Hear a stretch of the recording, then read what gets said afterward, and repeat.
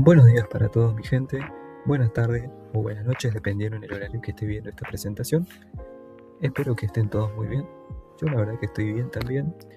El día de hoy me van a acompañar en la presentación de la patología nefrourológica en el área de pediatría.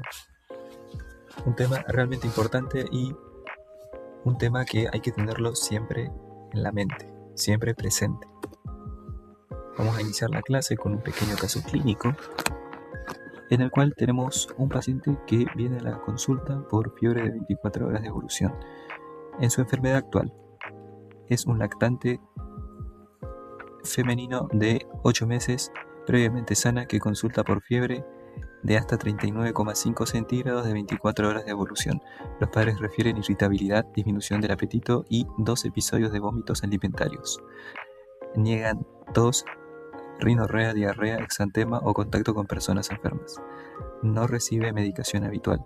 Vacunación completa para la edad.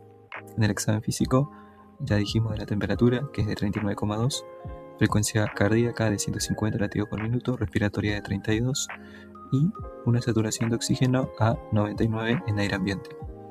Paciente irritable pero reactiva, buen estado de hidratación, orofaringe sin observaciones, otoscopía normal, auscultación cardiopulmonar normal, abdomen blando depresible sin visceromegalias, sin foco infeccioso evidente al examen físico. Y la pregunta para ustedes es, ¿en qué diagnóstico están pensando? ¿Qué estudios solicitaría para confirmar tu sospecha? Vamos a tomarnos 3 segundos. 1, 2, 3. Bien, ya con ese tiempo es suficiente como para poder responder estas preguntas. ¿Y por qué pensar en una infección urinaria? Bueno, la infección del tracto urinario es una de las causas más frecuentes de fiebre sin foco en lactantes, en menores de 24 meses, especialmente niñas. Debe formar parte de los primeros diagnósticos diferenciales cuando no se identifica otro origen infeccioso. Bien, vamos a empezar entonces con infección urinaria en pediatría. ¿Cuáles serían los objetivos de la clase? Bueno, al finalizar esta actividad, los participantes, o sea ustedes, serán capaces de reconocer las diferentes formas de presentación clínica de la infección urinaria según la edad, identificar qué pacientes requieren estudios de orina ante un síndrome febril sin foco, interpretar correctamente un uroanálisis y un urocultivo, diferenciar cistitis de piel o nefritis aguda, seleccionar el tratamiento antibiótico empírico adecuado según la edad y la gravedad, reconocer las indicaciones de internación, conocer los estudios complementarios posteriores a una ITU febril y identificar factores de riesgo de recurrencia y daño renal. Bien, ¿cuál sería la definición de infección del tracto urinario? Y la podemos definir como una invasión y multiplicación de microorganismos patógenos en cualquier sector del tracto urinario asociada a una respuesta inflamatoria local y o sistémica del huésped.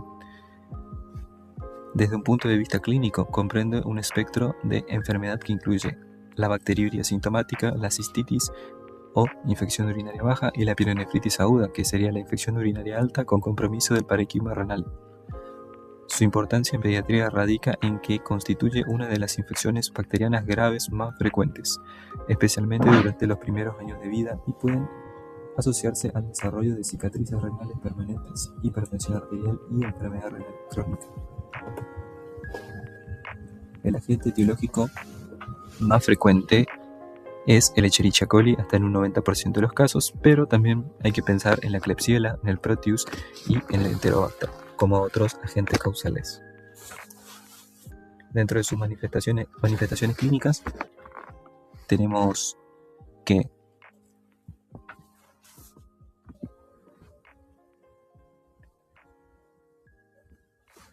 la presentación clínica de la infección del tracto urinario en pediatría es variable y depende fundamentalmente de la edad del paciente, la localización de la infección y la respuesta inflamatoria del huésped. Mientras más pequeño es el niño, más inespecífica suele ser la presentación.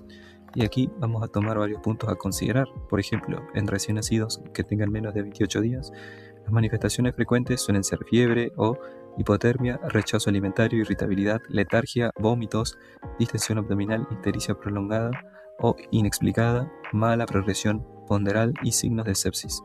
Acá hay que tener como punto clave que en el recién nacido la infección del tracto urinario debe considerarse una forma de infección invasiva y suele requerir internación y antibiótico-terapia parenteral. Luego, en un lactante de 1 a 24 meses, es la presentación clínica de la guardia pediátrica. Manifestaciones frecuentes: fiebre sin foco, irritabilidad, rechazo alimentario, vómitos, diarrea, llanto persistente, alteraciones del sueño, escasa ganancia de peso. La fiebre suele ser el único hallazgo, ¿sí?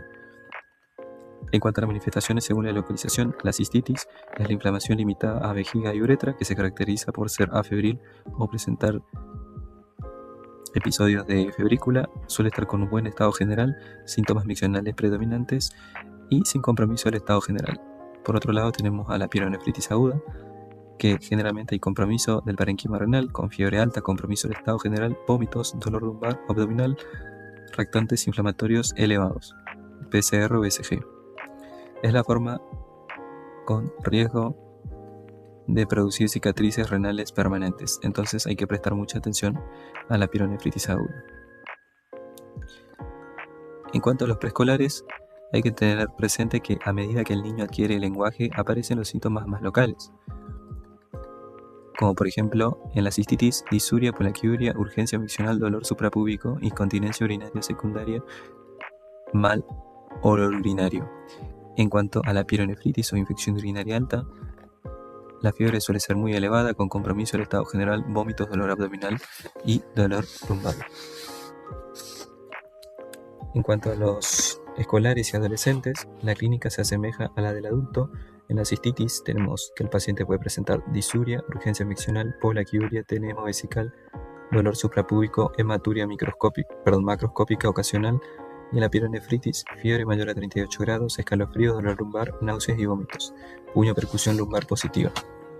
Algo a tener en cuenta también es que los hallazgos que me aumentan a mí la sospecha de infección urinaria es en lactantes, esa fiebre que no encuentro el foco, con una temperatura mayor a 39 centígrados, más de 48 horas de evolución, que sea de sexo femenino, que tenga ya antecedentes de infección al tracto urinario y ausencia de otro foco infeccioso. Y en niños mayores, disuria, poliaquiuria, dolor abdominal, dolor lumbar y nueva incontinencia urinaria. En cuanto al diagnóstico, bueno, evidentemente la recolección de la muestra y tener presente que menores que no controlan el esfínter, métodos válidos que podemos utilizar, cateterismo vesical o punción suprapúbica, ya que la bolsa recolectora tiene alta tasa de contaminación y no sirve para confirmar el diagnóstico. Podemos hacer un uroanálisis subjetivo, en donde podemos encontrar leucocituria, 5 leucocitos por campo o incluso 10 leucocitos por milímetros cúbicos, nitritos positivos, esterasa leucocitaria positiva y bacteriuria. Urocultivo con cateterismo vesical mayor o igual a 50.000 unidades formadoras de colonia por mililitro de un único germen, punción suprapúbica, cualquier crecimiento bacteriano, y el chorro medio tiene que ser mayor o igual a 100.000 unidades formadoras de colonia por mililitro. Y acá puse un cuadro comparativo para que no nos olvidemos que la cistitis y la pielonefritis comparten características diferentes, que está bueno que tengamos presente lo siguiente: la fiebre en la cistitis suele ser ausente o baja, mientras que la pielonefritis es más de 38 grados. El estado general en la cistitis, el paciente tiene un estado general conservado, mientras que la pielonefritis puede estar comprometido o en un mal estado general. Los vómitos en la cistitis es algo muy poco frecuente, incluso hasta raro. En cambio, en la pielonefritis sí suele estar presente y debo pensarlo.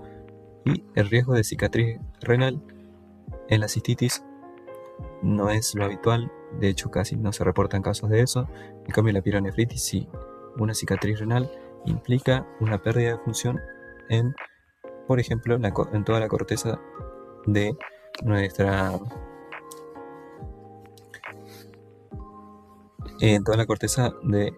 masa renal. Entonces, por eso la pielonefritis es importante poder identificarla para hacer un tratamiento oportuno. Y ya que estamos hablando de tratamiento, vamos a empezar con algo muy importante. Y la pregunta que nos debemos hacer es: ¿quién debe internarse? Bueno, menores de 3 meses. Que la internación en este caso es casi siempre, dependiendo del hospital, y de la complejidad en la cual estemos. Y independientemente de la edad, con que tenga un aspecto tóxico, que esté con sepsis, deshidratación, vómito persistente, imposibilidad de tolerar la vía oral, mala adherencia esperable y uropatía compleja, estos pacientes deben internarse, independientemente que, como dije, de la edad que tenga nuestro paciente. Tratamiento empírico parenteral. Bueno, acá podemos contar con ampicilina más gentamicina, una ampicilina entre 100 a 200 mg/kg día, cada 6 horas endovenoso, y la gentamicina hacemos de 5 a 7,5 mg/kg día, dosis única diaria endovenosa, muy utilizada en lactantes pequeños. Otra opción es la ceftriaxona, ¿sí?, que podemos utilizar entre 50 a 75 mg/kg día endovenoso, con una dosis máxima de 2 gramos día, en el cual también hay que tener presente que suele ser frecuente en mayores de un mes, y la cefotaxima 150 mg/kg día endovenoso, dividida cada 6 u 8 horas, que es una alternativa también habitual a la ceftriaxona. En cuanto al tratamiento oral, en pacientes estables podemos utilizar cefalexina de 50 a 100 mg/kg día cada 6 horas, amoxiclavulánico entre 40 a 50 mg/kg día, el componente amoxilina, cada 8 horas. En cuanto a la duración, una cistitis podemos tratar al paciente durante 3 a 5 días según guías locales, pielonefritis de 7 a 10 días, y algunos centros utilizan 2 a 4 días endovenoso y completar vía oral hasta 10 días. Un dato para que lo tengan presente. Estudios posteriores al tratamiento, ecografía renal y vesical. Las indicaciones serían la primera infección del tracto urinario febril, lactantes, evolución atípica, mala respuesta terapéutica, idealmente dentro de las primeras semanas. Luego tenemos, con su acrónimo CUMS, la cistouretrografía miccional seriada. No es de utilidad rutinaria, pero tiene ciertas indicaciones que está bueno recordarlas, como una ecografía normal o poco concluyente, infección del tracto urinario febriles recurrentes y sospecha de reflujo vésico-uretral. En cuanto a las complicaciones, ¿cómo se pueden complicar nuestros pacientes? Las complicaciones agudas son la bacteremia, la sepsis y el absceso renal. A largo plazo, nuestro paciente puede complicarse con cicatrices renales, con hipertensión arterial, proteinuria, enfermedad renal crónica. En cuanto a la evolución esperada, una vez iniciado un tratamiento antibiótico adecuado, mejoría clínica en 24 a 48 horas, descenso progresivo de la fiebre, recuperación del apetito, disminución de la irritabilidad. La presencia de fiebre de más allá de las 48 horas obliga a considerar resistencia bacteriana, mala adherencia, absceso renal, malformación urinaria obstructiva y diagnóstico alternativo. En cuanto a la evolución al final del tratamiento, ¿sí? Con la evaluación al final del tratamiento me refiero a volver a citar al paciente para un control a los 7 y 10 días o según duración indicada, y evaluar la resolución completa de los síntomas, cumplimiento terapéutico, necesidad de estudios por imágenes. Y en cuanto a la evolución esperada, primer control 48 a 72 horas, objetivo confirmar mejoría clínica, verificar desaparición de la fiebre, revisar resultados del urocultivo, ajustar antibióticos según antibiograma, que este es probablemente el control más importante.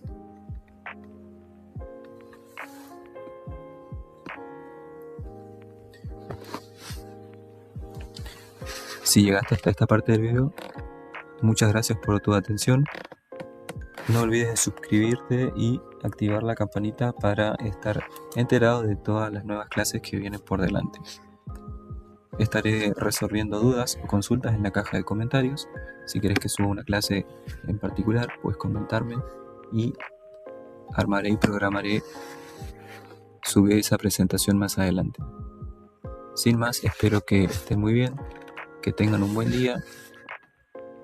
Y en todo caso, si están viendo de noche este video, que tengan una buena semana. Chau, chau.